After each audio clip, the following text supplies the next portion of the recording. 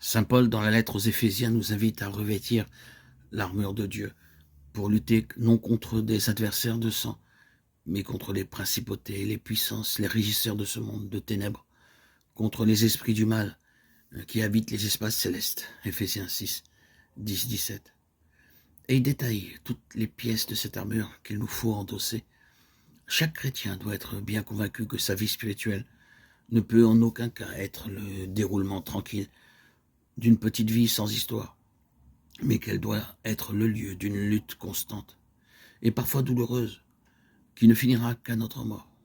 Lutte contre le mal, les tentations,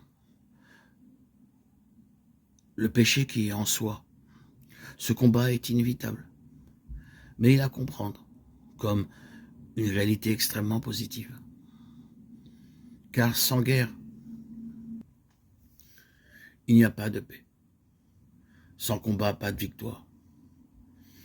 Et ce combat est proprement le lieu de notre purification, de notre croissance spirituelle, où nous apprenons à nous connaître nous-mêmes, dans notre faiblesse, et à connaître Dieu dans son infinie miséricorde.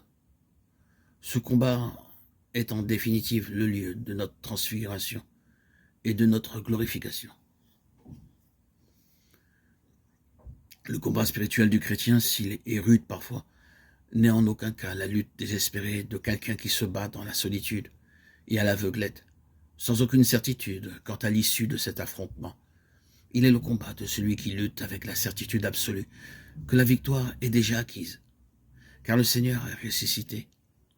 Ne pleure pas, il a vaincu le lion de la tribu de Juda. Apocalypse 5, 1. Il ne combat pas avec sa force à lui, mais avec celle du Seigneur qui lui dit « Ma grâce te suffit, car ma puissance se manifeste dans la faiblesse. » 2 Corinthiens 12, 9.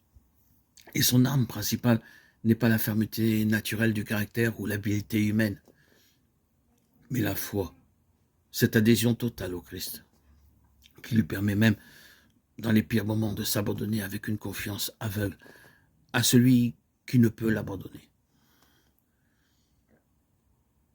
Je puis tout en celui qui me rend fort. Philippiens 4, 13. Le Seigneur est ma lumière et mon salut. De qui aurais-je crainte?